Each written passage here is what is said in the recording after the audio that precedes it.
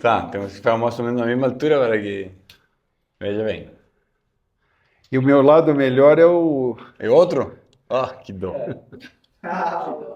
Que dó. O meu também é outro. Não. Não, eu tô bem, tô bem. Tô lá melhor.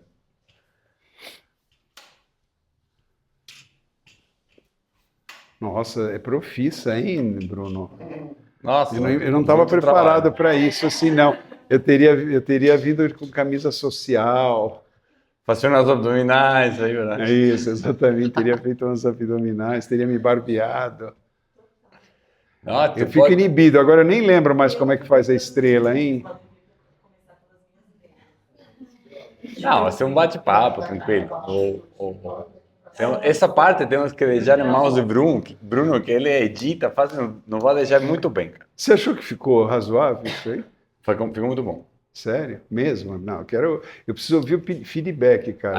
Aí perguntas que vamos a passar mais rápido e outras que vamos a ficar mais tempo. Tem uma, por exemplo, que eu acho que não tem que tirar aí, que é a do computador quântico. Do computador quântico. Nossa, não, vamos perguntar, Bruno. Quem quer falar de computador quântico? É, viu? Todo É mundo. porque o computador quântico, ele é, Complexo. tem que ter um negócio de matemática. Assim, eu achei um exemplo para computador quântico. Mas voltemos um papo sobre computador quântico. Estamos gravando? É, mas falamos de computador quântico nesse momento e foi legal. Apresenta, vamos Vamos lá. para frente. É só um corte de apresentação, né?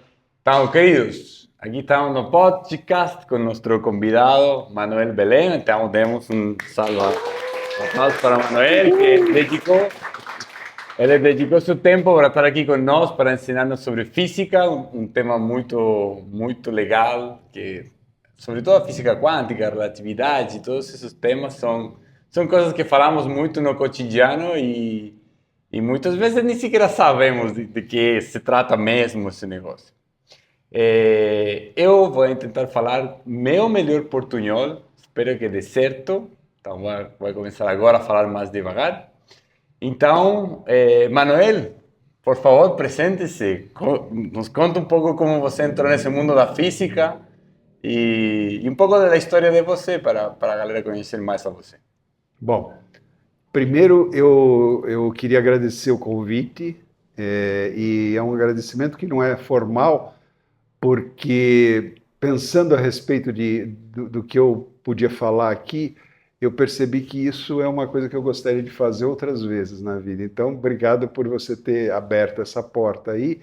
E eu queria agradecer o pessoal aqui que está interessado, que está gastando seu tempo, que está vindo aqui. Obrigado para ouvir essa conversa aqui.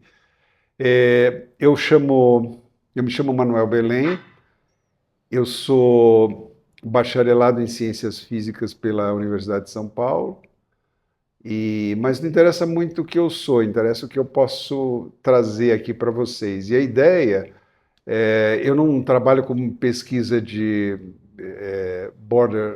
de fronteira, né, de pesquisa de fronteira, mas assim o que eu vou tentar trazer aqui é uma visão baseada em ciência, em metodologia científica, de conceitos básicos que deveriam estar sendo explorados aí com os nossos filhos e netos no colegial, para que eles possam produzir alguma coisa um pouquinho arrojada, né? Um pouquinho diferente daquela mentalidade clássica.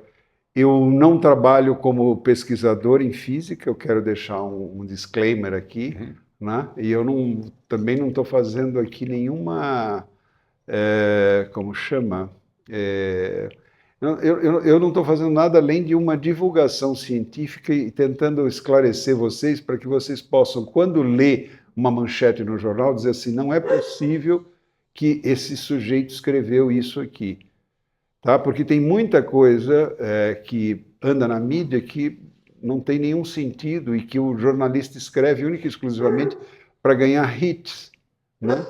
na sua matéria. Então, eu espero conseguir cumprir a minha missão, né? A minha missão que parece um pouquinho fácil, mas não é não, é bastante Claro que não. complicado.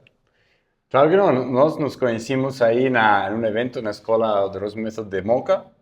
E, bom, e com o Bruno começamos a falar de física e dimos conta que você é físico. Falamos de muita coisa interessante e aí surgiu essa oportunidade. Mas, conta um pouquinho como você começou com a física. Por que você se interessou? Pode ser que muitas pessoas se identifiquem com sua história de por que você se interessou na física e daí entramos mais nas coisas Bom, duras, tá? eu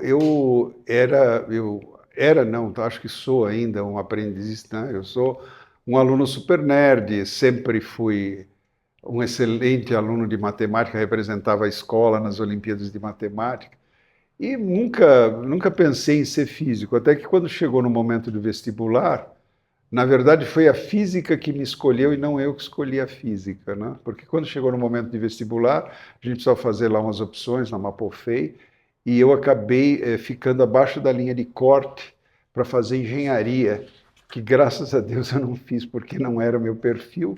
E aí comecei a fazer física, comecei a descobrir, né, que o que eu já fazia de uma maneira assim, um pouco disfarçada nos meus trabalhos, nas minhas iniciativas na escola, era alguma coisa que tinha a ver com observar. Depois que você observa, você está observando um determinado acontecimento, você observa mais outra vez, aí você começa a fazer registros. Aí uma característica de cientista é o seguinte: você olha para os seus registros e tenta achar um padrão. Isso por quê? Porque o cérebro da gente funciona assim. O cérebro trabalha com reconhecimento de padrão. Então, ele tem uma determinada situação, ele faz uma busca e diz assim, eu tenho alguma sinapse aqui dessa situação? Não tenho. Então tenho que aprender. Aí ele processa lá, hemisfério tal, frontal, ele processa de um jeito. Se ele já tem a situação, ele chama essa sinapse para mostrar como ele vai agir. Então, é um cacoete do cérebro, isso não é uma propriedade do Belém, é um cacoete do cérebro. Você começa a olhar naqueles registros padrão, aí você começa a estabelecer um experimento para conseguir melhores medidas daquilo, e depois você faz uma hipótese a respeito da sua observação. O que significa essa hipótese? Essa hipótese não é nada mais, nada menos do que modelar o mundo com um instrumento matemático. Então, o físico, na verdade, é quase um picareta, porque ele usa o instrumento que o matemático construiu para modelar o mundo que ele está observando e fez um registro de dados com metodologia. Então, isso tem muito a ver com ciência. Ciência é um negócio que tem metodologia, reprodutibilidade, isto é, aqueles eventos que eu observei e registrei, se você está na China, eu posso mandar para você as orientações, você vai fazer as observações, e se você observar a mesma coisa, nós estamos falando de epistemologicamente de uma construção de conhecimento. E isso vai passando para o livro, isso vai sendo registrado, isso vai tendo reprodutibilidade, né? E dogmas que são temporários. Quer dizer, enquanto vale a minha conversa com você, e ela serve para resolver os nossos problemas, ela passa a ser a nossa teoria. Amanhã ela diz assim, olha, mas para alturas acima de 10 metros funciona assim. Então, é uma evolução, é uma dinâmica, né? A física, ela não tem dogmas, ela é baseada em experimento, verificação e uma dinâmica que vai modificando e trazendo novas perspectivas e novos modelos. Tem que ficar muito claro para vocês que o físico não descobre nada, ele modela a natureza. Então, quando o sujeito fica olhando lá para o movimento oblíquo, né? Para a queda livre lá, vamos para a queda livre, ele fica olhando, aí ele começa a fazer medida, de repente ele vê um padrão, ele olha para o estante da matemática e diz, olha, isso é uma equação de segundo grau, deu certo, pronto. Então eu sou o cara que, quando você jogar uma pedra para cima, eu digo que horas ela cai, entendeu? Só isso. Então, aí você poderia falar que a física é a matemática aplicada? Porque não. aí você fez um pouco essa diferença entre matemática e física. Matemática é uma coisa abstrata, que o físico pega e bota aí na natureza. Olha, é excelente a tua pergunta, porque tem um pequeno overlap, mas assim, a matemática é a construção, é quase uma esquizofrenia. A matemática é uma tentativa de eu estabelecer uma linguagem que você e eu vamos usar para nos comunicar e vão ter absolutamente, assim, uma probabilidade muito pequena de a gente não estar pensando a mesma coisa. Diferente de quando eu conto uma história para você, Claro. que é a linguagem. Muita Eu interpretação conto, na isso, linguagem, você não? interpreta. Na matemática, não. A gente tenta fazer isso. Então, constrói-se um mundo autoconsistente que só tem sentido para os humanos. Não adianta você dizer, Deus fez... Não, não. Isso só tem sentido, é uma propriedade do cérebro, entendeu? Não é... Você não extrai a matemática da natureza, você inventa a matemática e ela está lá paradinha. É como se um esquizofrênico dissesse assim, eu não gosto desse mundo, eu criei esse mundo aqui autoconsistente. O físico vai lá escondidinho e pega esse instrumento aqui e diz assim, deixa eu modelar aqui, porque isso que ele falou aqui serve para mim. Mas a matemática também poderia ser a linguagem da mente abstracta. Você sabe que aqui no método nós dividimos o ser humano de um jeito didático em corpos. Você tem um corpo físico, que é feito de matéria. Você também tem um corpo energético, que não tem nada a ver com essas coisas malucas. Então, energia, calor, eletricidade, certo? As sinapses são impulsos elétricos. Então, você tem um corpo físico denso, energético. Você tem um corpo emocional, que são as emoções, e como elas têm um efeito no corpo físico, nas hormonas, nos batimentos cardíacos, no suor da pele, certo? Muitos efeitos. Então, você pode ver que a emoção gera um efeito também fisiológico. Depois você tem o campo dos pensamentos, a mente, certo? Você pensa, certo? Você tem imagens na sua cabeça. E essas imagens são parte do mental concreto. Tipo, nós vemos esse laptop aí e fechamos os olhos e reproduzimos um objeto concreto na nossa mente. Mas também temos um mental abstracto, e aí está a matemática. Porque a matemática não está aqui, no mundo concreto, certo? Mas conversa muito com isso que você fala de um mundo paralelo, porque o mundo abstracto é precisamente muito diferente do mundo concreto. E muitas vezes tem outras regras, tem outra forma de ser. Então, o que você acha desse paralelismo mental entre o mundo abstracto, que também vai de la mano do linguagem? Por exemplo, você fala de liberdade, eu sempre uso esse exemplo com os alunos. Liberdade, o que é liberdade? É um conceito muito abstracto, certo?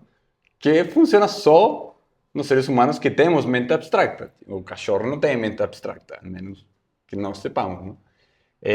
Então, nesse sentido, a matemática seria esse mundo abstracto que não necessariamente conversa com o mundo concreto, não?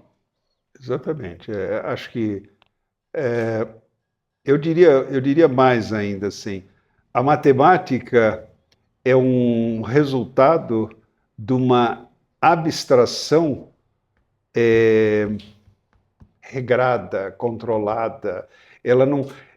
Você não pode imaginar em matemática um negócio assim, eu não sei dar um exemplo absurdo assim, mas você não pode imaginar algo absurdo. Quando você imagina algo, aquilo tem que estar autoconsistente e tem que estar conversando com aquele mundo que existe anterior, entendeu? Então, assim, ela é resultado de uma abstração. Isso até,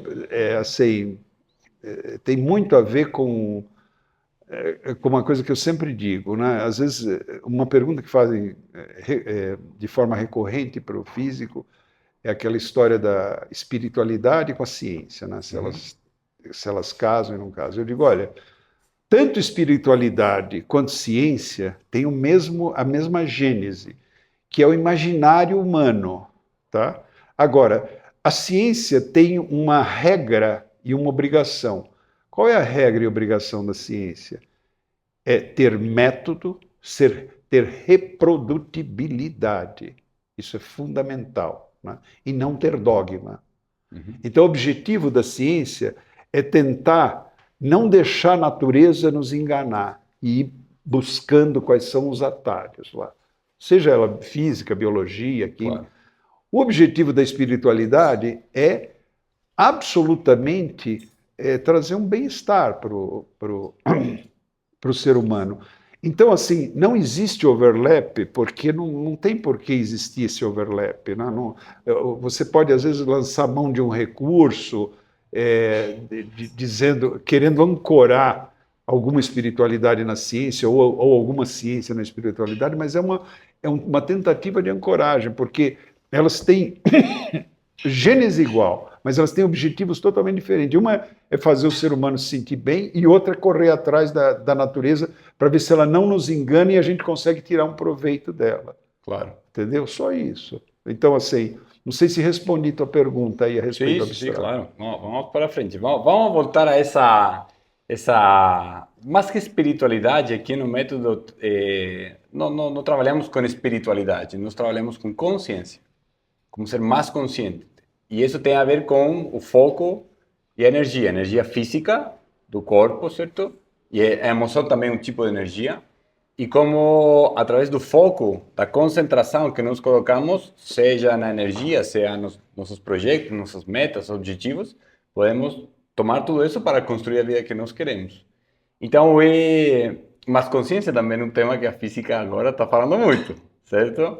Então, é bem polêmico. É bem polêmico, isso é bem interessante. E muitas pessoas do mundo do desenvolvimento pessoal, incluso da espiritualidade e muitas outras áreas, pegam coisas da ciência e da física, especialmente física quântica, para falar que a consciência, de algum jeito, ela tem um efeito na matéria. Ou seja, a presença de um observador, especialmente nas partículas subatômicas, tem um efeito aí.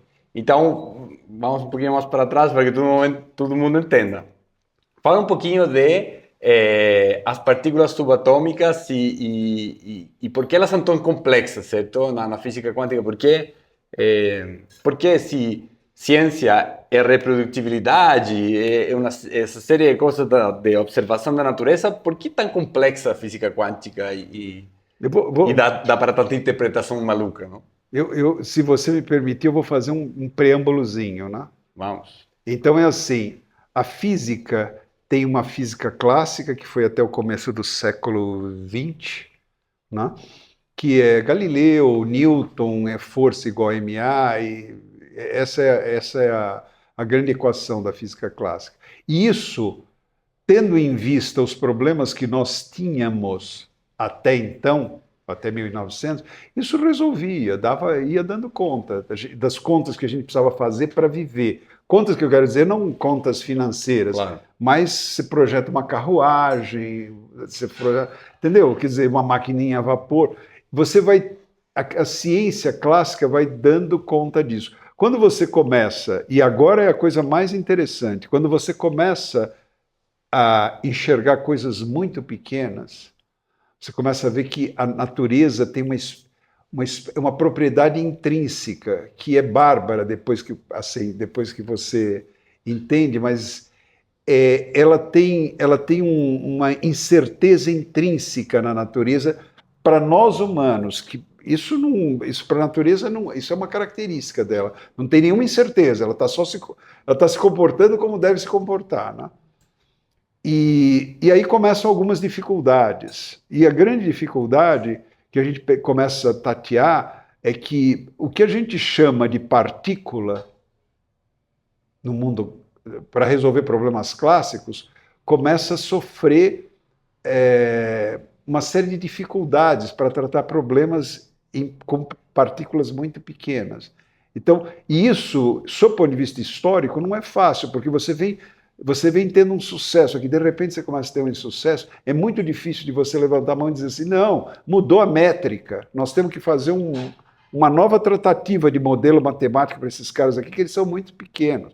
Vamos deixar isso aqui funcionando, se a gente for, quando pula para essa dimensão, quero dizer dimensão, pequeno, tamanho, quando pula para essa dimensão, a gente tem que usar uma outra coisa. Isso demora, porque você começa a ter uma pista ali que, olha aqui, se comporta como onda. Ah, mas não era uma partícula? E assim, partícula só existe na nossa cabeça. Entendeu? Assim, a definição de partícula só faz sentido para nós humanos depois de ter lido todos os livros lá. Se você pegar, digamos que existisse, né? Se existisse, que não existe, se você pegar qualquer outra referente no universo, você vai falar partícula, o sujeito vai dizer assim, mas como assim partícula? Isso aqui tem uma dimensão. Você percebe que para o micróbio, que é uma partícula para você, é um mundo, é um planeta para ele. Então, isso é difícil. E é difícil de você começar a entender quando isso nasce. Aí nasce a física moderna, que é a física que lida com essas coisas. Vale. Eu gostei muito quando tivemos esse papo lá em Moema, quando você comparou o Sol com uma pessoa. Então pode fazer esse papo muito bom, porque eu acho que explica muito. Todo mundo acho que entende mais quando coloca o negócio em dimensão. Tipo, para o Sol, nós vou falar então. Vou tentar repetir o que eu falei naquele dia. É o seguinte, eu não vou entrar muito em detalhe, porque não interessa, mas interessa o conceito para vocês. Quando começou a ficar muito pequenininho, um dava uma solução, outro dava outra, isso foi aparecendo até que um dia um sujeito chamado Schrödinger, ele ia almoçar sempre no mesmo lugar, ele pediu um guardanapo do sujeito e escreveu uma equação na perna. Aí todo mundo diz, ele teve um insight. Não, mentira que ele teve um insight. Ele trabalhava 30 anos no mesmo problema, né? Então ele sabia o que ele estava escrevendo. Uhum. Só que era estranho o que ele escrevia. Ele sabia que resolvia o problema, dava os números, mas ele não sabia o que era. Ele dizia assim, gente, eu não entendo o que é isso. E demorou, acho que uns 10 anos para alguém interpretar isso. Como é que isso foi solucionado? Para partículas muito pequenas, a gente não tem condição de saber onde elas estão, porque elas são muito pequenas, não faz parte da nossa métrica. Eu sei que ele está aqui a 1 metro, mas eu não quero saber se ele está a 1 metro, 0,00001 milímetro, ou 1 metro, 0,0002 milímetros. Isso não faz diferença nesse mundo macroscópico nosso. Para a partícula faz. Então, a analogia que ele está se referindo é o seguinte, eu falei para ele, olha, imagina que o Sol encontra Antares. Antares é uma estrela assim que o Sol é uma brincadeira. É uma brincadeira, o Sol, negocinho assim, Antares é um troço enorme. Assim. Aí ele conversa e fala, puxa vida, eu queria matar o seu Belém lá no planeta Terra, cara, mas ele é pequenininho, não sei o quê. Aí Antares diz assim, escuta, vamos fazer o seguinte, vamos fazer fotografias do seu Belém ao longo da vida dele. Aí começa a aparecer seu Belém na Rua Twin, seu Belém na Rua Twin, seu Belém no Abruzzo, seu Belém na escola de yoga. Né? Quantas vezes ele aparece aqui? Aqui uma, aqui duas, aqui 100. Então você vai fazendo um mapeamento, no final das contas você tem uma densidade de probabilidade onde está o seu Belém. Então se você, Sol, é muito grande, a menor coisa que você tem é do tamanho de um ônibus. Então o que você vai fazer? Você vai olhar essa função de estado do seu Belém e vai dizer assim, olha, neste lugar aqui, que é na Rua Twin, tem a maior probabilidade de ele estar. Então eu vou jogar esse ônibus em cima da Rua Twin, porque diz que 90% do tempo ele está lá, seja dormindo, comendo ou fazendo alguma coisa. Então é a mesma coisa que a gente faz com o átomo. A gente não sabe onde está o elétron, mas a gente escreveu uma função de onda que diz assim, a probabilidade de você encontrar o elétron aqui, ó, nesse pedaço aqui, é muito grande quando ele está no primeiro orbital. Quando ele está no segundo orbital é aqui. E aqui a probabilidade é muito pequena, muito pequena. E é isso que é mecânica quântica. Então, assim, é um instrumento matemático, de novo. Uhum.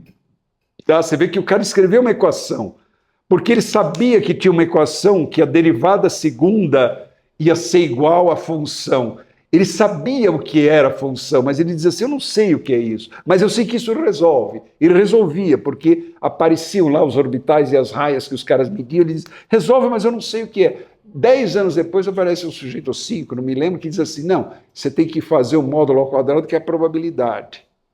Entendeu? Então, é um instrumento matemático que serve para modelar coisas muito pequenas a nível atômico. E funciona muito bem. Com probabilidades altas, pelo que estou entendendo. Funciona bem, eu quero dizer o seguinte, porque aonde você tem maior probabilidade, é onde você consegue os níveis energéticos, os níveis de energia para fazer a medida, e aí você diz assim, bom, esse N aqui igual a 1 é o nível energético. Olha, é igualzinho, porque o outro vai lá e faz a medida das raias do hidrogênio. Alguém que não tem nada a ver com esse pessoal teórico vai lá e pega um gás de hidrogênio, dispara elétrico nele e vê as emissões dele. Então dá umas raias de energia do elétron lá. Quando ele faz as contas aqui, ele vê lá, N igual a 1. Nossa, deu igual essa raia. N igual a... Nossa, ele diz assim, esse modelo serve, mas eu não sei o que é. Tá. Entendeu como é que é a mentalidade do físico? Ele foi lá e modelou um átomo. Um átomo, fez lá um modelo para um átomo, que é uma equação de um cara chamado Schrödinger, que é a base de toda a mecânica quântica. Então, é o seguinte... Existem, a partir daí começa a aparecer muita gente estudando isso, e aparecem 3 propriedades muito interessantes, que é a superposição, a princípio de incerteza e o emaranhamento quântico. Essas coisas todas estão aí misturadas, e elas não são de fácil assimilação, porque elas envolvem uma matemática sofisticada. Lembra como é que eu falo? Lembra dos matemáticos desenvolvendo as coisas? O matemático é um cara assim, ele desenvolve o negócio, aí ele volta e senta e vai tomar café e diz, amanhã eu vou desenvolver outro mundo. E põe na estante. O físico é que tenta dizer assim, olha, isso aqui serve um pouquinho para usar aqui. Para a natureza. Entendeu? Perfeito. É isso que o físico faz, mais nada. E você falou de emaranhamento quântico, outra coisa que gosta muito. Então, deixa eu explicar e você me fala se minha ideia é certa, tá? Então, emaranhamento quântico é quando pegamos 2 partículas que estão no mesmo nível, não sei que nível, mas estão no mesmo nível, e elas interagem entre elas, e uma fica com uma polaridade positiva, e a outra fica com uma polaridade negativa, bem basiquinho, e você pode separar elas, e elas, o que se fala aí, que eu já sei que é errado, porque você me falou, mas que se você estimula essa para virar de positivo a negativo, a outra automaticamente vira ao contrário. Estou por manter esse emaranhamento. Agora eu tenho que falar outra coisa que não te falei. E depois você desarma todo esse nu. Eu escutei um cara físico, tá, que falava que havia uma teoria que falava que esse fenômeno, que eu sei que você falou nessa época, nesse momento que isso não é assim, que estão conectados por um buraco de minhoca. Então a informação viaja rapidamente e por isso troca de polaridade. Agora destrói esse negócio. Traz uma água para ele, por favor. Água, tanto faz. It doesn't matter. Bom, é assim. Eu vou dar um exemplo de emaranhamento que talvez seja mais fácil de perceber. Existem alguns materiais, alguns cristais, que eles têm a propriedade de separar um facho de luz em 2 fachos com polarização vertical e horizontal. Tá? Então, a polarização aqui é circular, quando da luz incidente, ela é circular, ela está com várias...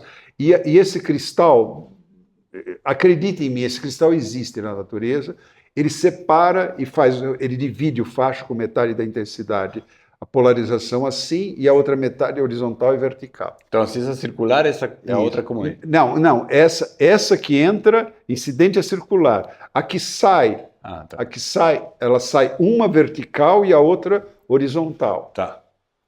Obrigado, hein? Obrigado. Bom. Põe aqui, pode deixar. O que acontece? Se você... esses fótons, eles estão emaranhados, porque eles nasceram no mesmo processo. No mesmo feixe de luz, não? Então, se você faz uma medida do fóton aqui, e você diz assim, olha, esse está horizontal, o coligado dele está vertical. Eles sempre tiveram aí. Não existe isso que fala, sei que eles não se comunicam para falar isso, entendeu? Claro. Entende? Nós trocamos aqui de relógio. Eu estou com um relógio rosa e você com um azul. Vem uma pessoa com um relógio que é rosa e azul. Na hora que ela nos encontra, isso abre e dá um azul e outro rosa. Você vai para a China, eu fico em São Paulo. Alguém pergunta para mim qual é a hora, diz assim, ele está com o relógio rosa. Então não é que eu passei nenhuma informação para a China. O cara da China está com o relógio azul. E se eu tiver com o relógio azul, o cara da China está com o relógio rosa. Claro, mas o que se fala aí são as coisas que se falam que você falou que... Então, mas para que você corrigir. O que se fala é que, tá bom, um positivo, outro negativo, para falar uma coisa. Se eu posso estimular essa partícula para que mude de positivo a negativo... Você pode passar ela por um filtro e ela pode fazer isso. Pode fazer isso. Mas isso não quer dizer acabou o emaranhamento. A hora acabou o emaranhamento. Ou seja, não é que a outra mude e vire. Acabou o emaranhamento. Você entendeu? Toda vez que você faz a medida, você destrói o emaranhamento. Tá. Entendeu? Entendi. Isso foi o que essa partícula explicou. pode, depois você pode virar o spin dela, pode virar assim, assado. Não interessa. Entendeu? Entende o que eu quero te dizer? Claro. Quer dizer, depois que eu olhei o relógio aqui, eu posso trocar e posso pôr outro relógio. Entendeu? Não tem mais sentido. A única coisa que você sabe é o seguinte: a partícula emaranhada dela tem um outro estado. É a única coisa que você sabe. Claro. E não precisa viajar. É mentira. Você não está viajando. Ela pode estar em Alpha Centauri, que é a 4 anos-luz. Você diz assim, bom, eu sei, eu medi aqui. Essa não passou por nenhuma interação, nem essa passaram por... Se essa é azul, aquela é vermelha. É só isso. Perfeito. Não tem mais nada. É assim, tudo que se fala aí é uma vontade de querer dizer que tem algo que supera a velocidade da luz. Tem coisas que superam a velocidade da luz que acontecem numa outra circunstância que não tem nada a ver com isso. Então, assim, é uma vontade que o sujeito tem de achar finalmente uma saída para a transmissão de alguma coisa mais potente que a velocidade da luz. Não tem nada disso. É simplesmente isso. Então, quando sai um elétron, os elétrons, por causa do princípio de exclusão lá de Pauli, quando eles entram no primeiro orbital, entra um elétron, se o outro chegar com o mesmo spin, ele não consegue entrar, ele tem que estar com o spin. Então, se você encaixar como peças de um quebra-cabeça, não? Se você expulsa esses dois elétrons, se você mede esse aqui, na China e ele está para cima, você nem precisa medir esse aqui, que ele vai estar para baixo. Tá. Entendeu? E você pode não você medir, nem outra pessoa, e alguém ter medido antes ele e já ter visto que ele estava para baixo e não falou nada para ninguém. E tu pegou ele e te virou. Uhum. Entendeu? O emaranhamento tem a ver com o fato de que você pode saber o que está acontecendo lá longe. Por lo que está acontecendo aqui, mas já... Então imagina o seguinte, se eu mando para você uma mensagem, com emaranhamento, com um elétron emaranhado, e um hacker no meio lê a mensagem, quando ele lê, ele transforma, né? Ele faz a medida, esse negócio agora está livre para ser qualquer coisa. Né? Como fazer a medida? Como é que chama? Uma fotomultiplicadora, um medidor de Porque foto. também isso gera outra confusão que se fala. Essa é pior. Essa é pior. que o observador, certo, ao medir, modifica a matéria. Não é mentira isso, né? Se fosse assim, você imagina. Você pode explicar um pouquinho o experimento da dupla... Como se chama? Dupla fenda. Dupla fenda. Explica assim para a galera entender e vamos falar um pouco de por que se interpretou desse jeito e qual é a interpretação mais científica. Bom, vamos com a primeira pergunta, né? É assim, a primeira pergunta acho que é muito fácil de talvez responder sob o ponto de vista científico. É assim, se vocês desligam essas luzes aqui, vocês permanecem aqui na sala, né? Só que eu não vejo, né? Uhum. Mas isso não significa que vocês não estão aqui. Claro. Tá certo? Tá certo. Então, para eu ver alguém lá, é preciso sair um fótonzinho dessa luz, bater no rosto da pessoa e vem para a minha retina. Né? Isso é o processo de você observar algo.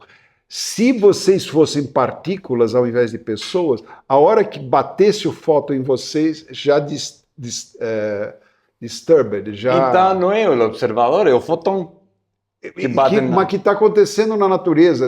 Você, quando observa, entenda o seguinte, o erro desse raciocínio é o seguinte, quando você observa, você não tira um fóton daqui para observar o outro. Algo bate aí. É um fóton que veio de algum lugar, exatamente. Então o fóton batendo aí exatamente, faz uma distorção da partícula. Então não é, você entendeu? Senão, essa é a interpretação. Tu entendeu? Tá claro? Tá todo mundo viajando. Essa é aquela história do homem, do homem de, como é que chama? Do super-homem que tem visão raio-x. Gente, a visão raio-x deveria ser um emissor de raio-x lá, a pessoa aqui, aí o olho dele pega como detetor. Fotões. Exato. Agora, ele emite o raio-x como? Aí quem está atrás é que vê. Quem está atrás é que vai ver. Então, vocês entenderam já. Todo mundo entendeu isso. Tá bom, é isso aí. É ótimo. Mas então, porque essa tecnologia pode ser usada para a comunicação, porque outra coisa que não sei se... Eu estou falando todos os gafes da ciência, então você me fala se são certos ou não, tá? Esse vai ser meu trabalho aqui. Então, a comunicação, por exemplo, esse entrelaçamento... Isso é pior que o interrogatório do DOPS.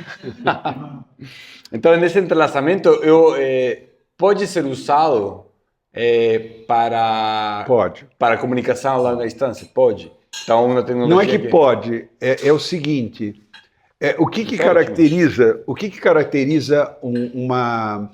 Quando você tem uma mensagem cifrada, eu não sei se isso é familiar para vocês, mas existe uma propriedade... No mundo da matemática, olha a loucura, um sujeito descobriu que você tem uma forma de combinar dois números primos que eles acabam dando um determinado resultado lá numa operação.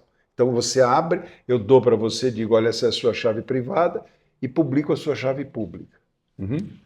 Tudo que você encriptar com a sua chave privada, tudo que você fizer encriptar com a sua chave privada, eu não consigo ler de forma nenhuma, porque eu preciso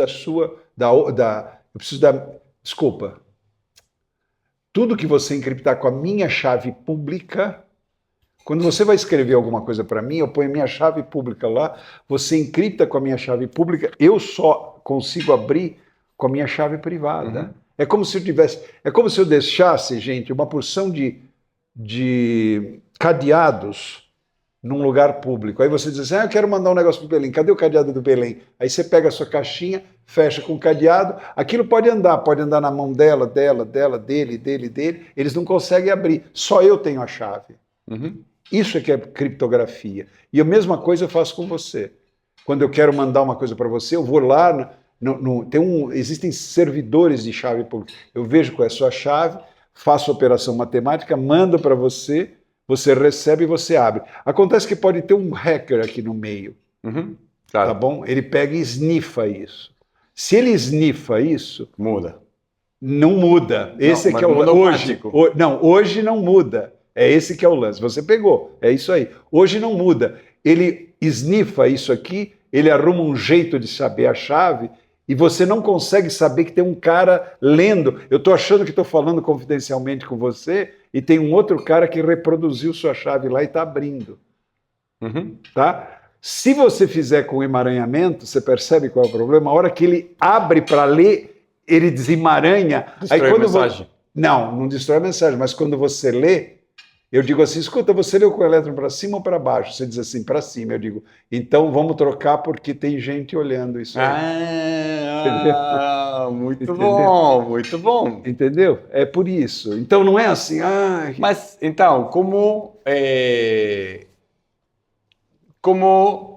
você pode abrir e o fotão vai pegar no negócio, vai mudar o negócio? Então... Tem que ser o primeiro fotão. Como você não? Não. Para saber que ninguém alterou. Quando você faz isso, a mensagem ainda pode continuar com alguma integridade, só que existe um parâmetro que eu sei que se alguém abriu antes, tá. ele desfez isso. Então nem me interessa o que você leu, eu sei que aquilo lá está sendo espionado, então nós temos que trocar de canal. Perfeito, entendeu? Entendi. É só isso, não é? É como se fosse um marcador. Vamos falar dupla fenda. Dupla fenda. Que isso é algo bem conhecido na física quântica. Só tem coisa. Coisa mal entendida. Então, a dupla fenda, que é tudo o que se na mídia, o que fala a mídia menos. Aí você corrige tudo o que eu vou falar. Então, o que é? Tem a dupla fenda, certo? E lançavam umas partículas. Então, nessa época nesse momento se creia que a partícula é matéria, se comporta como matéria, como uma coisa. Então, se você dispara partículas por dupla fenda, ao outro lado você vê duas linhas de partículas, onde as partículas bateram na placa que está depois da dupla fenda.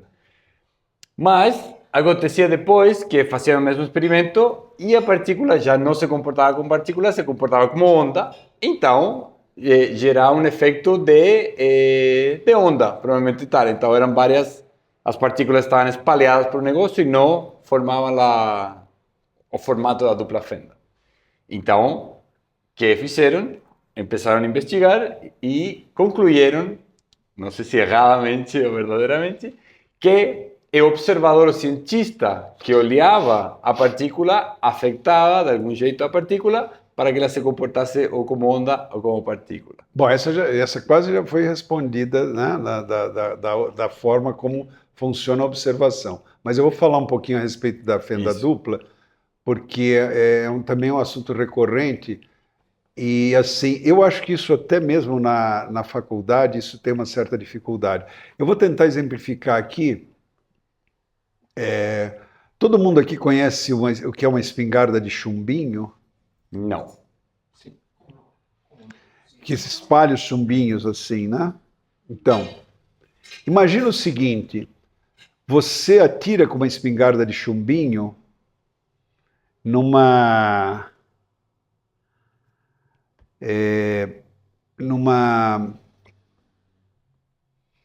como é que chama isso? Numa rede metálica, tá? Quer dizer, o que acontece quando você atira nessa rede metálica? 90% dos chumbinhos continuam andando para frente, certo? Correto ou não? Sabe, aquelas redes, eu não sei se é cerca metálica, sabe como é que funciona? 90%. Se atira na direção da rede, 90%, porque aquilo é um filete. É ou não é verdade? Assim, não sei. Se vocês não concordam, tem que falar, porque o que eu vou falar para frente vai piorar a sua situação. Que é um chumbinho de não sei o quê? Hã? Eu não entendi o que é um chumbinho. Você não sabe? Existem umas balas que são cheias de bolinhas de chumbinho pequenininho. Como um shotgun. Isso. Se espalha. Perfeito. Claro, 90% passa, sim. Olha lá. Todo mundo já está sabendo o que é agora ou não? Quem sabe o que é uma chumbinho? Todo mundo sabe. Não, e o 90 passa, efetivamente, o 90, então, se 90 passa. Se a gente pega uma cerca dessas assim, você atira através da cerca, 95% dos chumbinhos passa, não passa? Passa. Bom, agora se você atira na frente de uma peneira, o que acontece? A peneira é menor do que o... Isso, suponha, eu gostei, alguém falou que estoura, mas suponha que a peneira tem um fio super resistente. Não vai passar, tá certo? Então, gente, este o problema da fenda dupla. Esse é o problema da fenda dupla. Quando a gente fala, lembra que eu falei para vocês que no começo do século a gente começou a enxergar coisas pequenas, molécula, não sei o que, átomo. Aí puxa o átomo, a gente não consegue passar dali. Quando a gente opera em cima de coisas muito pequenas, né, você tem que usar a tal do Schrödinger lá para resolver a equação. Então, o sujeito fez um canhão de elétron, que é o canhão do elétron da televisão. O canhão do elétron da televisão não tem rede nenhuma na frente dele, ele tem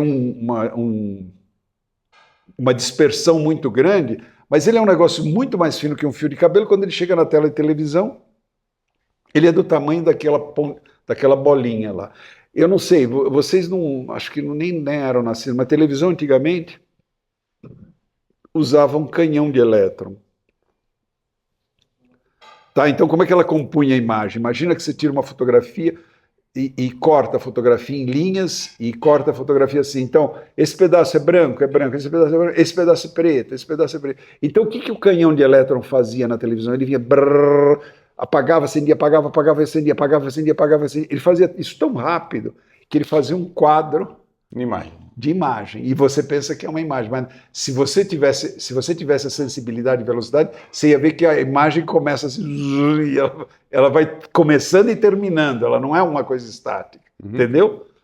Bom, é assim que funciona o canhão. Agora, se você puser na frente desse canhão uma peneira, vai passar, o elétron vai passar ali, porque a peneira é enorme, para o elétron é um... Tá certo? Agora, o que aconteceu? Eles foram melhorando e fizeram uma peneira que é uma rede de difração, que tem... Os fios da peneira são da ordem de grandeza do entendeu a diferença? Então, quando você pega uma porção de bolas e passa como é que chama isso? Na porta de uma eclusa, as bolas passam inteirinhas. Agora, você vai fechando a eclusa a tal ponto que seja uma passagem da ordem do tamanho da bola, menor, um pouquinho maior, a bola vai ter dificuldade para passar.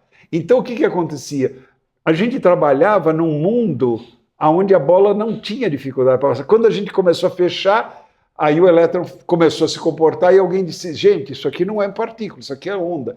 Então, quem inventou que o elétron era partícula eram os físicos. O elétron não disse assim, dá licença que eu vou me apresentar, eu sou partícula, entendeu? Claro. Então, enquanto esse modelo funcionava, que era para redes muito grandes, comparado com a dimensão do elétron, isso foi um espetáculo. Quando você começou a diminuir o lugar, ele começou a se comportar como elétron. O homem é que diz assim, é muito parecido com onda. Daí vem a dualidade partícula-onda. Então, mientras mais pequeno, se comportava como onda, e mientras mais grande se comportava como partícula porque passava. Então, mas aí entra um problema. Por qual? Porque temos o problema da ciência. Falamos que é ciência, que vamos a reproduzir o mesmo negócio. Então, reproduziram mal o negócio, é isso? Não. Todo mundo reproduz. Se você pegar... Porque alguns colocaram o negócio mais separadinho, outros colocaram mais apertadinho. Não. O problema que eu digo da física é o seguinte, nunca fica muito explícito quando se fala do experimento da fenda dupla, que você está trabalhando com dimensões correlatas. Não é que se a gente fizer uma fenda dupla aqui, duas portas aqui, começar a jogar bola, lá vai dar um padrão de interferência, entendeu? Porque você precisa estar num mundo microscópico com a fenda do tamanho microscópico, entendeu? É aí que aparece. Mas então a dificuldade é medir o tamanho da fenda? Não, a dificuldade é fazer uma fenda desse tamanho. Fazer a fenda. Então, eles faziam fendas e eram de diferentes tamanhos. Não, nem faziam. Isso é... Como é que eu vou dizer para você? Isso é uma evolução histórica. Alguém um dia fez alguma rede de difração, aí colocou um elétron na frente e disse, gente, está se comportando como se fosse... A rede de difração existia para a luz, que tem um outro comprimento de onda. Então... Mas só para entender. Então... O problema do comportamento da partícula é o tamanho da fenda. Isso. Certo? Então, quer dizer que os cientistas não falaram de, sei lá, vou falar em centímetros, porque não tenho ideia como se fala nesse tamanho, não? Mas, tipo, não falaram, eu fiz experimento com uma fenda de 1 centímetro. E outro, não, fiz com 1 milímetro. Tipo, não falaram. Não, todos os cientistas faziam com fendas de microns. Todos. Claro, microns. Mas... Todos. E todos observavam o efeito de onda. Aí disseram assim, o que está acontecendo? É isso aqui. Todo mundo observava o efeito de onda. Porque antes, quando você pegava o elétron e faz um raio de elétron para pintar a parede, não tem nenhum problema, porque é grande, tudo é grande. Então, você não vai ver nenhum efeito Tá, entendi. Então entendeu? você comporta uma onda. E aí o que a gente fazia? Dizia assim, o elétron é uma partícula, porque eu olhava o elétron lá na parede e dizia assim, o elétron é uma partícula. E funcionava para fazer o cálculo da televisão, do não sei o quê. De repente, você olha, você começa a afinar isso aqui, afinar a coisa, ele começa a ter o padrão de onda. Então, para a ciência, aí veio assim, dualidade partícula-onda. Por quê? Porque você precisa passar por um processo de transformação do conhecimento, tá? Que é difícil. Agora, depois que isso fica explícito, você vê que é uma besteira falar que o elétron é uma partícula ou que ele é uma onda, porque isso são abstrações humanas. O elétron é o elétron. Ele vai se comportar como partícula quando ele tiver um espaço grande para passar, e como onda quando ele tiver um espaço, entendeu? E é uma propriedade dele. Ninguém está dizendo violou, não violou nada. Ele é assim. É que a gente não enxergava isso antes porque não tinha essa medida, entendeu? Tá, e não tinha essa tecnologia. Medir essa distância, aí quando você começa a enxergar essas coisas, aí você começa a dizer, puxa, então não é... Então, por isso que chama dualidade partícula-onda, porque em determinadas circunstâncias você pode considerar o elétron como se tivesse uma saída. E funciona aí para medições. Como o negócio da SpaceX. O sujeito que faz as contas da SpaceX, ele usa a equação de Newton, ele não usa a equação de Schrödinger. Claro. E tá tudo bem, você diz assim, mas ela não abrange tudo. É verdade, mas para esta métrica e para essa grandeza, para velocidades baixinhas e para coisas supermassivas, ela é uma beleza. Ótimo. A equação, você tem que entender o seguinte, acho que eu tenho um bom exemplo, eu vou aproveitar, deixa, aí se você me permitir. Você imagina o seguinte... duas pessoas assim, ó, tem a luz ali, né? Duas pessoas, a luz, suponha que não tem essa, duas pessoas assim, brigando aqui. Essa dá um soco nessa aqui, pum, e eu vejo cair. Aí elas viram um pouquinho assim, essa dá um soco, eu vejo cair. Aí quando chega nessa posição, não vejo mais cair, porque eu só estou vendo a sombra. Imagina que eu... Tá claro ou não para vocês? Tá claro ou não? Porque eu só vejo a sombra. Então, se eu vejo só sombra no lençol, eu começo a inventar uma teoria. Digo assim, olha, quando eles estão muito próximos, o soco é mais rápido. É mentira, né? Ele não é que é mais rápido, é o mesmo, mas é que eu vejo, entendeu? Naqueles pedacinhos, para mim, parece mais rápido. E quando existe uma posição que o cara nunca cai, ou que ele se funde, eu invento uma teoria, claro. Eu estou vendo lá. Mas a verdade é que o mundo é tridimensional e você está vendo ele bidimensional e está modelando o bidimensional, que é o que você consegue enxergar. Se o mesmo cara olhasse de cima, teria outra teoria. Claro. Então, o que nós fazemos é isso. Por que a gente não enxergou relatividade geral? Porque o nosso mundo é lento para o universo e é uma titica perto do universo. Vamos falar da relatividade agora. Deus do céu. Deus do céu, relatividade. O que é a teoria da relatividade e por que é tão importante? E por que há tanta... Bom, daí vamos falar das teorias que eu conheço. Se alguém tem alguma outra teoria, guarde que vamos falar Escuta, gente, tá entendendo ou não? Tá sendo palatável? Tá dando para... Hein? Assim, vocês precisam reclamar, porque, assim... Eu acostumei com uma linguagem que, às vezes, não é a linguagem de vocês. E é só uma questão de adaptação, gente. Nada do que eu falei aqui é sofisticado. Vocês vão ver, por exemplo, teoria da relatividade. E o Einstein é um gênio. A genialidade... deixa eu falar uma coisa. Vamos voltar lá. Você acabou me fazendo atravessar. A gente ia falar sobre o átomo. Quem aqui tem ideia de como é... Quais são os tamanhos, dimensões que estão envolvidas no átomo? Alguém tem ideia? O que é um átomo?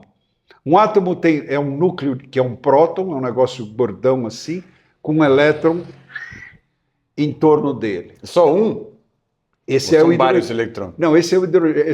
Mas assim, o que é um átomo? Serve para quê? Ele é o mínimo pedaço de constituição da matéria. Todos nós somos feitos de átomos. Todos. Você tem átomo de chumbo. A diferença entre um átomo e outro é o seguinte: isso aqui é um próton, hidrogênio, Quando você consegue, lembra do Sol? Acho que quem era? É você que estava falando. Quando você empurra e consegue, isso aqui é muito difícil, nem o super-homem consegue, mas quando você encosta um no outro, esse hidrogênio vira hélio. E assim por diante, você vai colocando aqui. Então, para não criar uma tensão muito grande, coloca uns neutronzinhos aqui para ajudar a não ficar tensão grande. Mas assim você tem hidrogênio, hélio, berílio, carbono. Carbono tem 6 Uma prótons. coisa que eu lembro disso é aquela tabelinha que a gente decorou na escola. Isso, exatamente. Cada um daqueles ali, cada um daqueles elementos da tabela periódica é uma substância. Então, vamos para o mais básico, não vamos ficar naquele pedaço. O mais básico tem um próton e um elétron, que é o hidrogênio. Tá? Não, o H2O é água. Um próton e um hidrogênio. Isso é o mínimo que você consegue da matéria. Tem coisa mais para baixo, mas nós estamos no século... no começo do século XX. Tá? Então você tem o próton e o elétron. Alguém tem ideia das dimensões disso? É muito pequeno. Quanto pequeno é? Se você não consegue ver hidrogênio, Muito. deve ser muito pequeno. Qual é a coisa qual a coisa menor que vocês conhecem? Visível aos olhos? É um grau de areia. Grau de areia. Não, um grau de areia que é menor ainda. Um grão de areia ou um cabelo? Alguém falou cabelo? Fio de cabelo. Bom, um grão de areia ou um fio de cabelo tem milhões de átomos, tá? Milhões. Então é assim. Nós somos constituídos de átomos. Então é átomo de carbono, átomo de não sei o que, é tudo uma... Vou perguntar. E a molécula é maior ou menor que o átomo? Não, maior. A molécula é um conglomerado de átomos. Tá, maior então. Tá? Mas também menor que um grau de areia. É também bem menor que um grão de areia. Tá. Agora, a minha pergunta é a seguinte: o átomo tem lá o próton, que é grandão, acho que ele é umas 2.000 vezes maior que o elétron, né? Então, para vocês entenderem uma analogia bacana, é a seguinte: se um próton fosse do tamanho de uma laranja, qual seria o tamanho do elétron? Grau de areia. Uma cereja. Olha, a cereja nem se fala. O grão de areia é monstruoso perto do... Uau. E qual seria a distância da primeira órbita, aonde tem muita probabilidade de se encontrar o primeiro orbital do elétron em torno do próton? Daqui a Plutão. 10 centímetros. Quem falou? 10 centímetros. O outro falou quanto? Plutão. Daqui em Indaiatuba, ele falou. Daqui em Indaiatuba está muito, mas 10 centímetros está muito pouco. É assim, se um próton fosse do tamanho de uma bola de uma laranja, o primeiro elétron estaria 10 quilômetros, gente. E seria do tamanho de um micróbio. Vocês podem imaginar quando alguém diz assim, eu estou sentindo um vazio, eu digo, é autoconhecimento puro. Porque nós somos vazios, está claro ou não? Entre o elétron e o próton tem nada, é vácuo. Está claro ou não? É uma eletrosfera, mas tudo bem. Deu para perceber que nós somos... Mas, se a gente pudesse enxergar com esse nível de resolução, você seria um negócio todo... como se fosse sabe aquela embalagem de ovo? De ovo, sabe aquela embalagem? Você seria um negócio como uma embalagem de ovo, tudo vibrando juntinho. Assim, tudo vibrando assim, né? Entendeu? Olha só, quando você fala que a maioria é vácuo, isso também é um conceito humano, não? Porque estamos falando vácuo, para nós é como falar partícula. Vácuo, partícula, tipo de algo. Então, tanto é verdade... Funciona... Você está falando que a gente é cheio de espaço vazio. Isso. Mas o espaço vazio tem uma propriedade. E a propriedade do espaço vazio é que quando você pulsa, você muda um campo dele, ele se propaga com velocidade c, que é a luz. Então, isso é uma propriedade intrínseca do vácuo. Então, olha que loucura que é isso. Quando a gente diz assim, relatividade, que coisa espetacular. Relatividade é o seguinte, a luz, imagina que você tem um relógio. O relógio é o seguinte, sai um raio de luz aqui, bate no espelho e volta. Aí você diz 1 segundo, tá claro? Saiu, bateu 1 segundo, tá claro para todo mundo? Só que isso aqui, como a luz anda muito rápido, teria que estar a 150 mil quilômetros de altura, você fazia bum, ele... Tá claro? Ele gasta 300 mil quilômetros por segundo. Ele vai meio segundo sobe, meio segundo desce. Tá claro? Bom, veja só que coisa interessante. Se esse relógio andar com uma velocidade assim, ó, então quando sai o fóton daqui para bater lá em cima, não é o fóton que saiu vertical, é o fóton que saiu meio na esgueira. Diagonal. Diagonal, tá claro? Uhum. Por quê? Porque Tá em movimento, não? está em movimento, o fóton vem vindo, encontra ele lá. Esta distância é maior ou menor do que essa? Maior. Maior ou não, gente? Maior. Então vocês percebem que o fóton no vácuo só tem um jeito de ele andar, a 300 mil quilômetros por hora. Então ele anda com a velocidade C aqui. Portanto, ele chega primeiro aqui no que está parado ou no outro que está andando? Aqui. Aqui. No que está parado. Então perceba o seguinte, 1 segundo aqui leva muito mais tempo. Esse é o irmão gêmeo que está envelhecendo mais lentamente, entendeu? E isso tem a ver com relatividade, não? É isso que é relatividade. E para fazer essas contas, quem aqui lembra do triângulo de Pitágoras? A2, B2, C2. Para fazer essas contas, você faz este comprimento ao quadrado igual a esse comprimento ao quadrado, e esse comprimento ao quadrado, sai o fator de contração de Lorentz, que vai dizer quanto dilatou o tempo aqui. Uhum. Então, isso qualquer criança do ginásio pode fazer. É uma injustiça não dar isso no ginásio. Porque o que eles fazem? Eles fazem assim, aqui está o fator de contração de Lorentz, façam as contas. E aí você vai perceber que no fator, que é isso, que é porque a luz demorou mais. Então, por que só acontece? Por que a gente não percebe a dilatação do tempo? Porque precisa ter uma velocidade bestial esse relógio aqui. Claro. Porque a luz anda muito rápido. Se o relógio for devagarzinho, ele bate lá em cima. Então, se o buraco de minhoca, não o buraco de minhoca, a singularidade, o buraco negro. Buraco negro. Então, ele absorve luz também, certo? É certo? Aí você me vai corrigindo, porque eu só sei o que veio aí na mídia. Ele absorve o que passa. Absorve lá. tudo, certo? Passou. Então, pode acontecer que se uma pessoa está passando, uma pessoa que consiga sobreviver no espaço, está passando aí, absorve a luz, tipo, tão rápido, que pode ser que, sei lá, absorve primeiro o meu pé, então começa a andar uma velocidade tão rápida que vai esticar você. Vai esticar e vai ficar mais jovem ou mais velho, então minha perna pode ficar mais velha que minha cabeça nesse instante, não? Ou ao revés.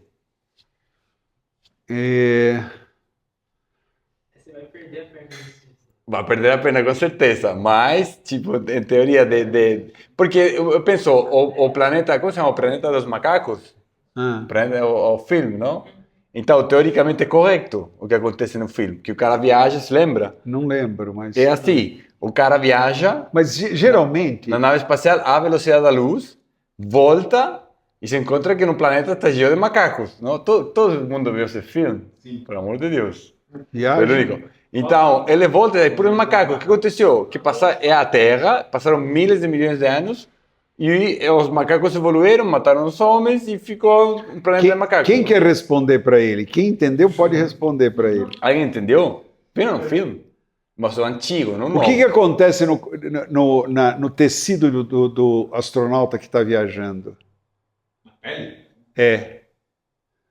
Está viajando à velocidade da luz. Está viajando muito perto da velocidade da luz.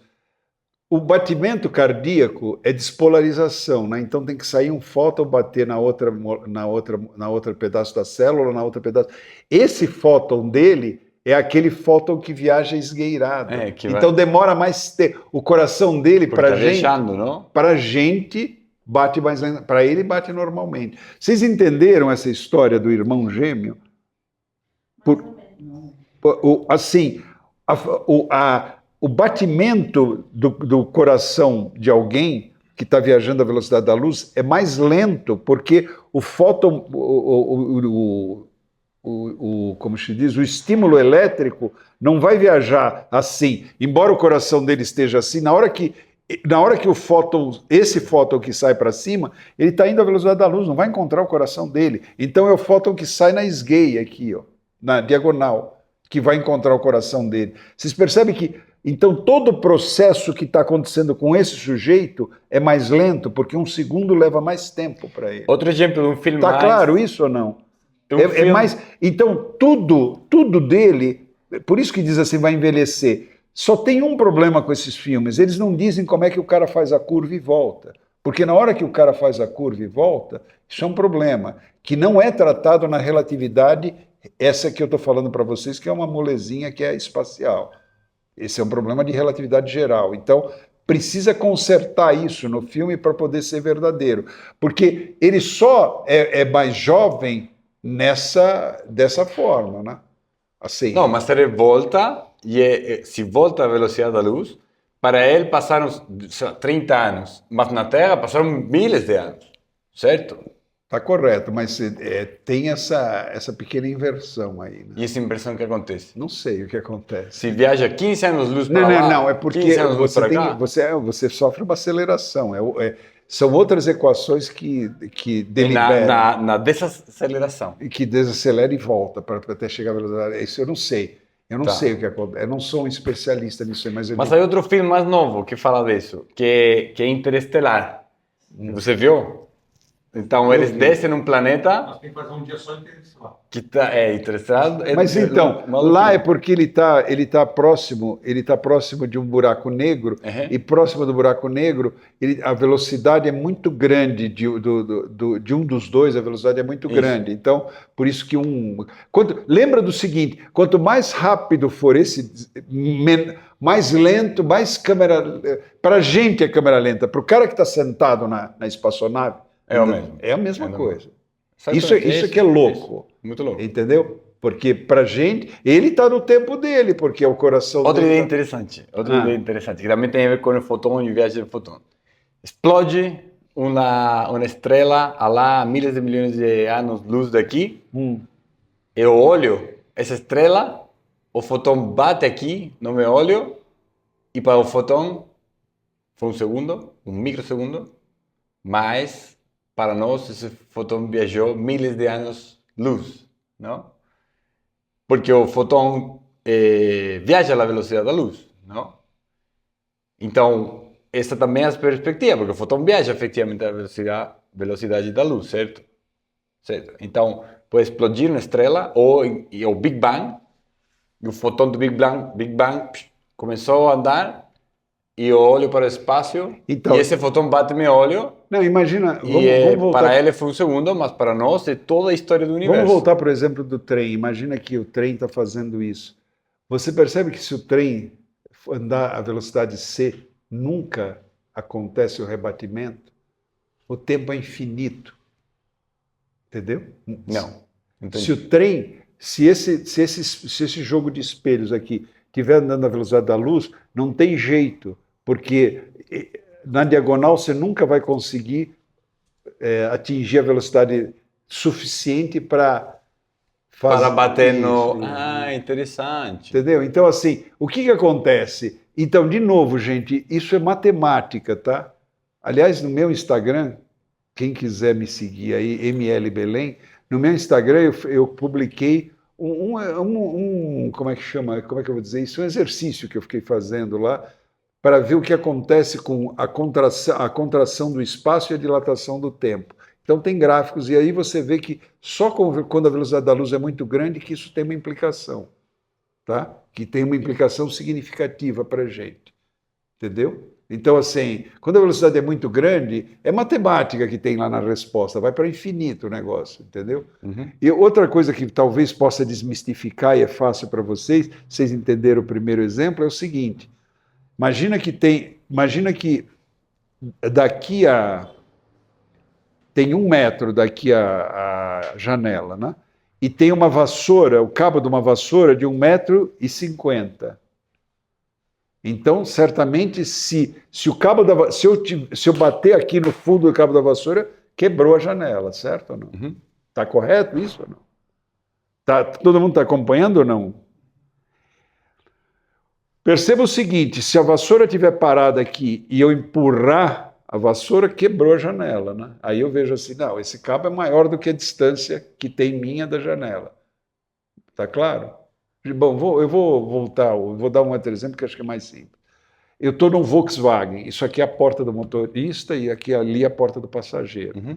E tem uma vassoura de 1,5 metro, ela não cabe aqui. Uhum. Se eu fizer isso, ela vai quebrar o vidro lá, tá certo?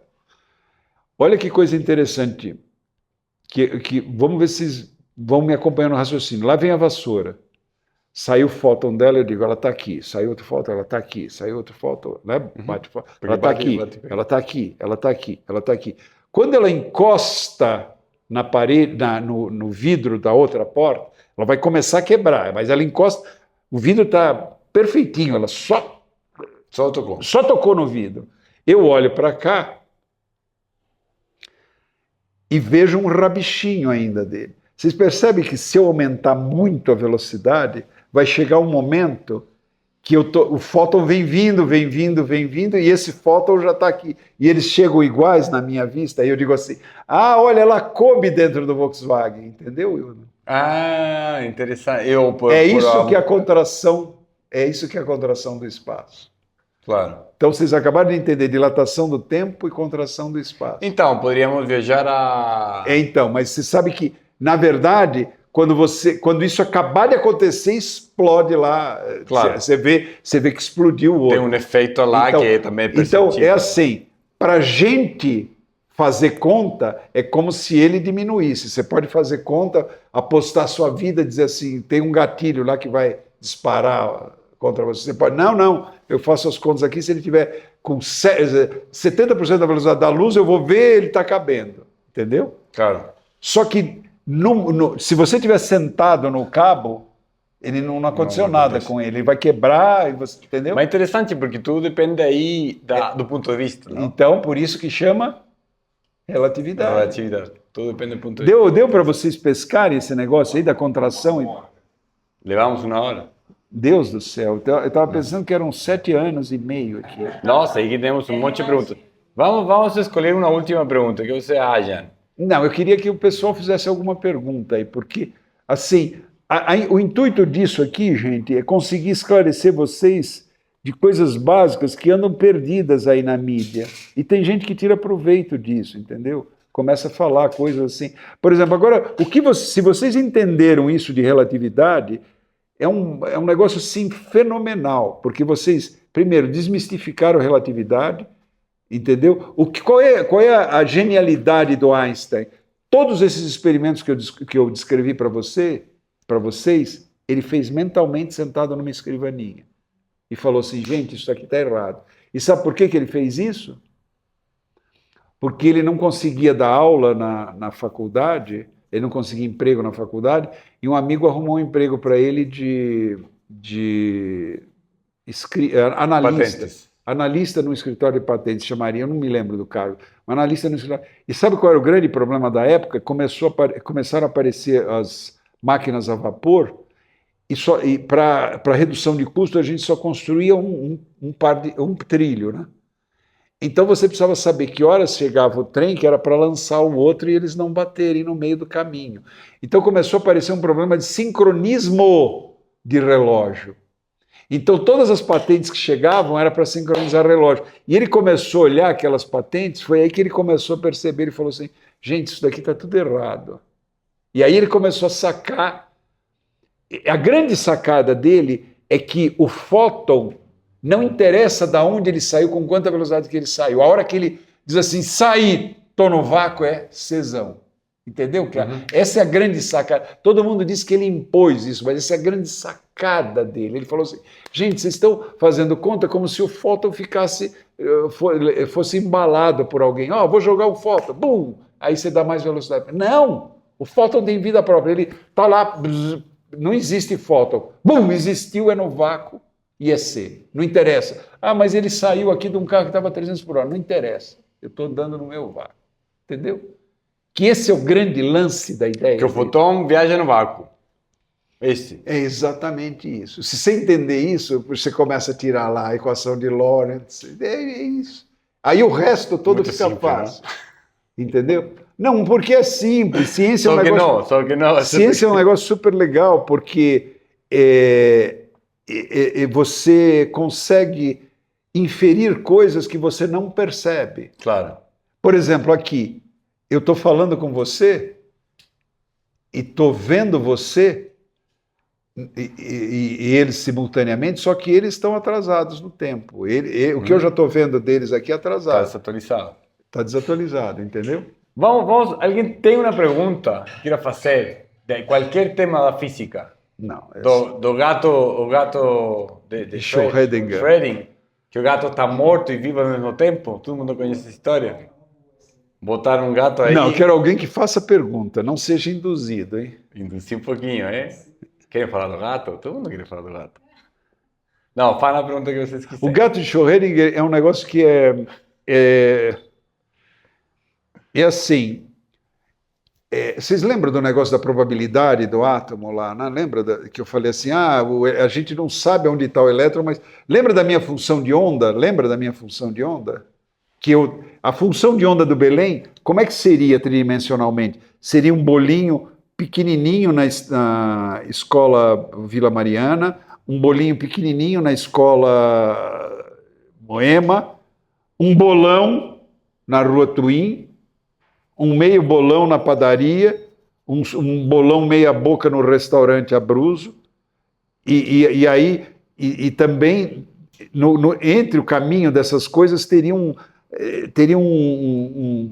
nível muito pequenininho. Isso é claro para vocês ou não? Isso é função de estado do Belém, essa densidade aqui é a função de estado. Então, alguém que não pudesse conversar comigo por um instante, diria assim, olha, o negócio é o seguinte, se para matar esse cara a gente pega essa função de estado dele, aonde é a maior probabilidade? É aqui. Então eu vou fazer o seguinte, eu vou jogar esse caminhão, essa rocha, imagina uma rocha de 1 quilômetro, eu vou jogar essa rocha, vou tentar mirar nesse ponto de maior probabilidade. Lembra dessa história de probabilidade? Então... É como o que você falou do Sol, só que eu quero matar a seu Belém, então destruímos São Paulo, pronto, isso acabou. Então, existe, por conta da matemática, aí existe uma... Como é que eu vou fazer? Como é que eu vou falar isso? Você só pode observar o seu Belém no momento em que você jogar um fóton nele. Aí você sabe a posição precisa. Entendeu? Então, o que o Sol podia fazer? Jogar um raio de luz e dizer assim, olha, saiu daqui. Mas é mentira, porque eu já não vou estar mais aonde. Está claro ou não? Leva 8 minutos para chegar no Sol, eu já vou estar em outro lugar. Entendeu? Então, o que ele faz? Ele tira várias fotografias e diz assim, eu jogo nesse apartamento, porque é muito difícil de eu errar. A probabilidade é grande. Entendeu? Pode ser 70% nesse prédio aqui. Se o meu meteorito estiver bem centrado aqui, vai matar esse desgraçado. Entendeu? Entendi. E agora, quando ele me observa, e aí para ele me observar, aí tem uma outra coisa que é bacana na natureza, que isso aqui eu vou falar só de besta, porque só vai confundir, mas é assim, para você melhorar a precisão da sua observação da posição, você precisa usar um comprimento de onda menor. Porque é como lançar um balão de... É como o barquinho. Você pega o seu barquinho de papel e aí faz assim no lago, o barquinho de papel mexe, que é horrível. Se faz isso perto de um transatlântico, ele mexe? Não. Então, é esse que é o problema. O comprimento de onda é da ordem do objeto para você. Entendeu? Então, se você começa a querer me observar com muita precisão, você tem que diminuir o comprimento de onda, que é para não ficar naquela marola. Não destruir Quando você diminui observá-lo, vai destruir ele. Quando você diminui o comprimento de onda, você aumenta a frequência. Aumentando a frequência, você aumenta a energia. Aumentando a energia, você bate em mim e destrói a minha posição.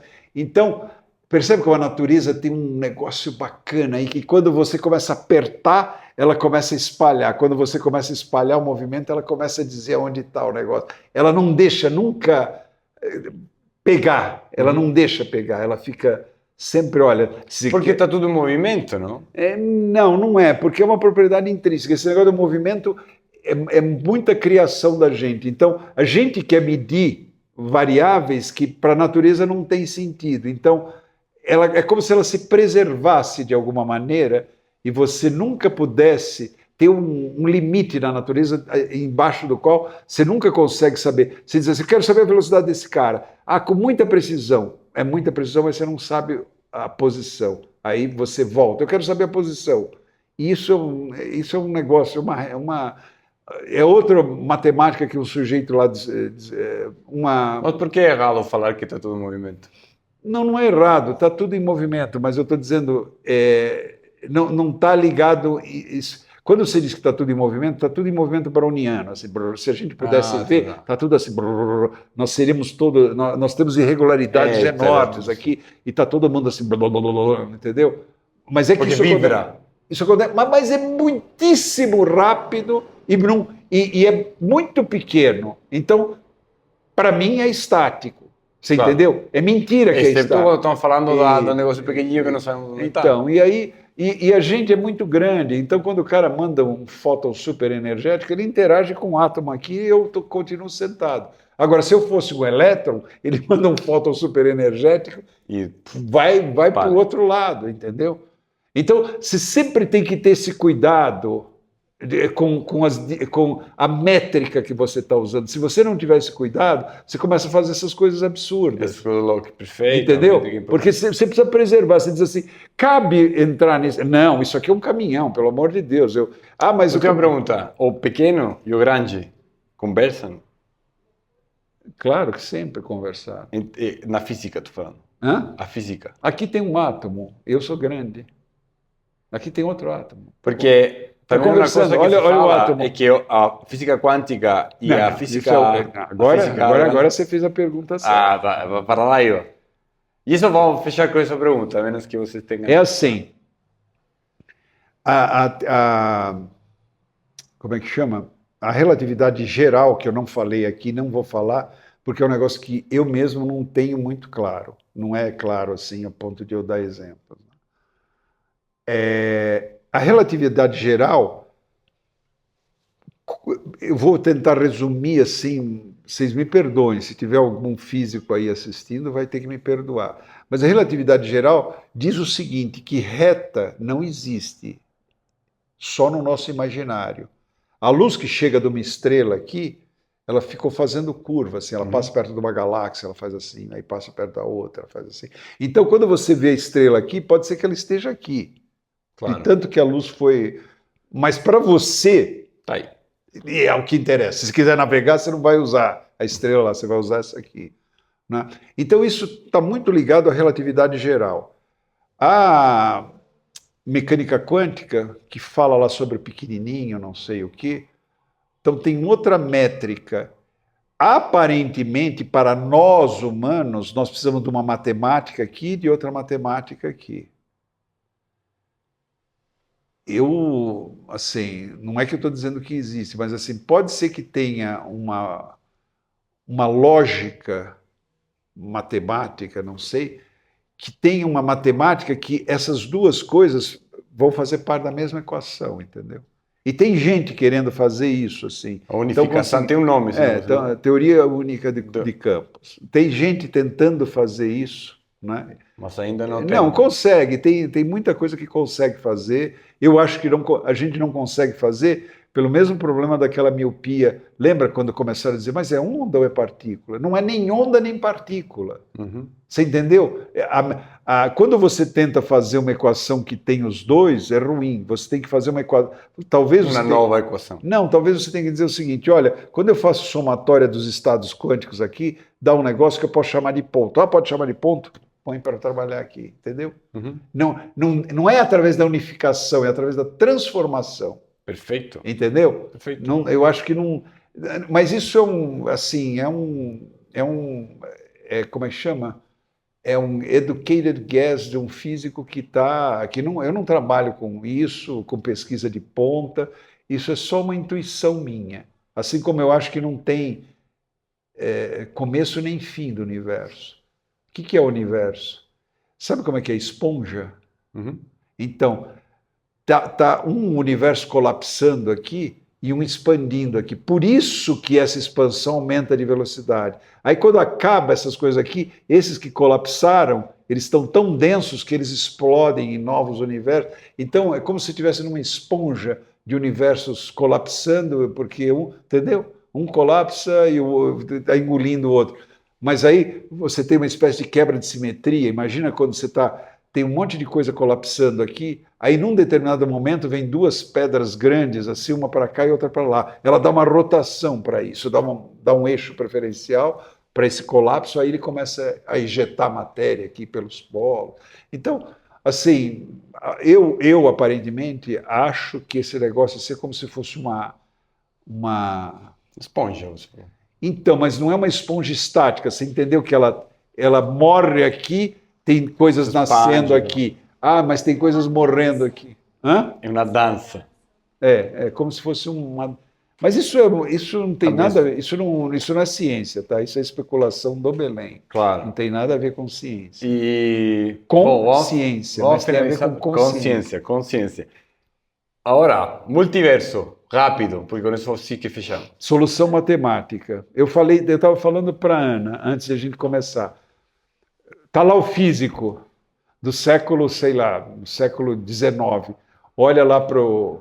Não, antes disso, acho que século, sei lá, XVII. Olha lá para como é que chama? Para a bala que saía do canhão e vê... Bum, bum. Aí começa a olhar, diz assim, olha que coisa interessante. Aí ele vai lá estudar, o mesmo físico sai dessa observação, vai para a aula de matemática, e a professora de matemática diz, olha, temos equação de segundo grau, que é isso aqui? Nossa, professora, que legal, como é que é? Ah, isso aqui, quais são os parâmetros? É esse. Aí ele vem, pega a equação matemática, olha lá a bala do canhão, começa a arrumar, e diz, consegui, é isso aqui. A minha pergunta, a minha resposta é a seguinte, a equação continua aqui embaixo, a matemática. Continua aqui embaixo, tá certo ou não? Sim. Ela vai para menos infinito, não sei o quê. O que nos interessa para modelar a bala de canhão é isso aqui. Aí pode aparecer sei lá, um ser aí e diz assim, não, mas espera aí, acho que tem aqui a bala, na verdade, ela estava em outra dimensão, ela se materializou. Ela vinha vindo aqui, olha a bala vindo aqui na outra dimensão, aí, bum, ela passou para a nossa dimensão. Você entendeu? A solução matemática existe, mas isso não significa que você tenha que impingir isso à realidade dos fatos. Uma coisa é a percepção da realidade que temos e compartilhamos, e outra são Exatamente, você usa para modelar. Então, quando você modela, você usa um pedaço para te ajudar a entender. Você não precisa ficar criando explicações para o restante da equação. Então, assim, o multiverso, ele é uma solução da equação, uma solução matemática. Mas não física. Não sei se significa. É a solução matemática, é só isso. Eu não sou obrigado, de novo, vou falar... Porque você falou que a matemática é essa esquizofrênia, não? Isso, eu não vou impingir isso ao universo. Você acha que uma bala fica espera os caras descobrirem a equação do segundo grau para eu sair? Aí não, a bala sai e ela faz... Eu digo sempre o seguinte, né? O cara reclama assim, quando o cara morre, não sei o quê, é um desequilíbrio. Não tem nada de desequilíbrio. O cara está lá, tem energia de ativação. Não tá conseguindo aqui. Quando não consegue, mata essa célula aí. E esse é um processo legítimo do universo, você entendeu? Para o universo está tudo perfeitíssimo. Não conseguiu energia, vamos matando. Esse aqui, então esse neurônio desliga, vamos transformar em alguma coisa aqui, vai adubar. Entendeu que, sob o ponto de vista da natureza, a morte de uma pessoa, a vida de uma pessoa não tem nada de espetacular, é zero. Ele está só dizendo, polarizou, manda um sinal para o cérebro. Entendeu? Tem cérebro vivo? Tem. Tem isso? Não tem? Então é só morrer. Quando morre o corpo humano. E quando definha, aquelas sinapses não acontecem mais. Então, o que eu converso e me interessa é o seu conjunto de sinapses com você. entendeu? Uhum. Quer dizer, quando isso deixa de existir, mesmo que tenha o seu corpo aí, não adianta, né? Isso é o que acontece quando o sujeito tem Alzheimer. Você já teve um parente com Alzheimer? Você olha, ele te lembra, para o seu cérebro, ele lembra aquela entidade. Ele não é mais isso, porque ele perdeu essas sinapses que faziam com que você, desculpa, com que você o reconhecesse e interagisse com ele. Então, aquele ser lá já não existe mais. É uma carcaça que a natureza preservou, está lá, respirou oxigênio, manda andar. A natureza não sabe que não tem o ser. Para ela está tudo certo. Olha, tem um pedaço do cérebro aqui que está. Então não vamos usar esse outro aqui. Entendeu? Do ponto de vista da natureza, essas coisas são coisas que nós inventamos. São entendeu? interpretações mais... Exatamente. Quer dizer, a morte não é uma desgraça, a morte é um processo de algo que está acontecendo, entendeu? Esse negócio envelhece, aí começa a não fazer as conexões corretamente, esse aqui desgasta, isso aqui não sei o quê. Bom, isso tende a definhar. É como você tem lá uma porção de átomo radioativo, tem lá, ele vai decaindo.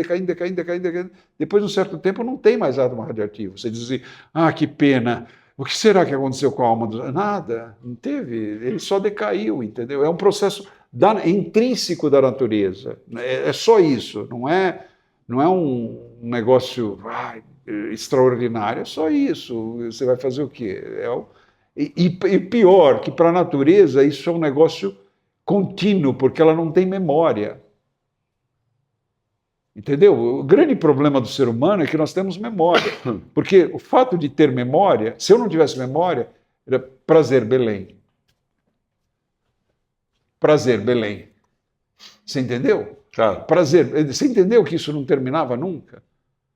Porque quando eu tenho memória, eu não repito isso. Eu evoluo. Claro. E eu tenho uma história pregressa. Então, isso é um negócio assim muito esquisito da natureza.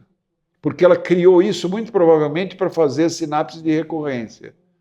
Só que agora nós somos vítimas disso, né? Porque nós criamos um mundo. É o nosso, como é que chama? Arcabouço, não tem um nome isso. É a nossa... É o nosso recurso, entendeu? Você anda com o seu recurso assim para cima e para baixo, está tudo aqui. Você anda com o seu recurso para reconhecer o mundo. Quando alguém diz assim, Belém, eu digo, opa, sou eu. Agora você imagina se você não tivesse memória. Você dizia oi, eu dizia assim, oi. Eu nem sei quem eu sou, porque eu não tenho memória da minha coisa. Não, tem uma linguagem. Então, você entendeu? Um próton não chega para o outro e diz assim, escuta, não vamos bater não, você sabe se é bomba ou é colisor, é bomba ou é sol? Ele vai dizer, né? Nós estamos dentro de um colisor, nós estamos dentro do sol, é bomba. Se for sol, eu topo bater com você e fazer energia. Não existe isso, você entendeu? O próton está lá andando, se ele bater no outro, seja num colisor, seja no tokamak, seja no sol, ou seja numa bomba, ele vai fazer o que fez. Exatamente, ele não quer saber se vai ficar assim, desculpa, é bomba? Não vou bater aqui que é bomba, entendeu? Então, esse processo que a gente pode passar por ele e deixá-lo acontecer de uma maneira plácida, que eu acho que isso é um pouco do que eu encontro aqui com vocês, entendeu? Mais integrativo do que outra coisa, entendeu? Porque a gente não pode fazer muita coisa. Nós nascemos para morrer. Entendeu? O que você vai fazer? Nada. Nascemos para morrer, é só isso. Mas essas são perguntas da filosofia e não entendeu? da É só física. isso. Não temos missão nenhuma. Nossa missão é conseguir replicar. Sai que nem um louco replicando por aí. E o cérebro nasceu para quê? Para levar o organismo até um lugar onde ele possa replicar com o mais diverso, que é para melhorar o sistema imunológico. Quer dizer, é uma loucura, é uma máquina louca de replicar, que fica replicando que nem louco, não sabe nem porquê, mas quer replicar. E aí o cérebro, por algum motivo, isso é paranoia do Belém, né? Por algum motivo que a gente sabe o que é, né? Uma série de confortos, você começa a ter tempo para refletir, aí você vai criando uma sociedade, vai Aí vai fazendo, aí aparece o cara que tem o cérebro que diz assim, eu não quero trabalhar, aí eu vou inventar banco, entendeu? E aí começa. E aí você entrou numa paranoia que, assim, sob o ponto de vista da natureza, não tem sentido nenhum. Se você disser, chega um ET, você diz assim, te dou $1.000 para você não me matar, você acha que faz sentido para o ET? Claro. Se existisse o ET, né? Se existisse. Mas te dou $1.000, o ET vai dizer assim. Ou então 2 ETs andando de moto pela galáxia. Aí um ET diz assim, olha lá, aí o cara diz, o quê? Não, aquela bolinha azul ali, tá vendo aquela estrelinha porqueira ali de quinta grandeza, aí o cara, não, eu já fui lá. Não, mas o que tem lá? Parece legal. Não, lá tem um monte de miríades. Não, 2 tipos de miríades. Uns verdões, paradões, assim, muito parados, assim, vão se mexendo muito devagarzinho. E um negócio, uns caras loucos, assim, que a cada sete rotações do planeta, eles vão para a beira do lugar onde tem terra e mar e ficam olhando para o sol, assim, tomando lá um negócio que eu não sei o que é.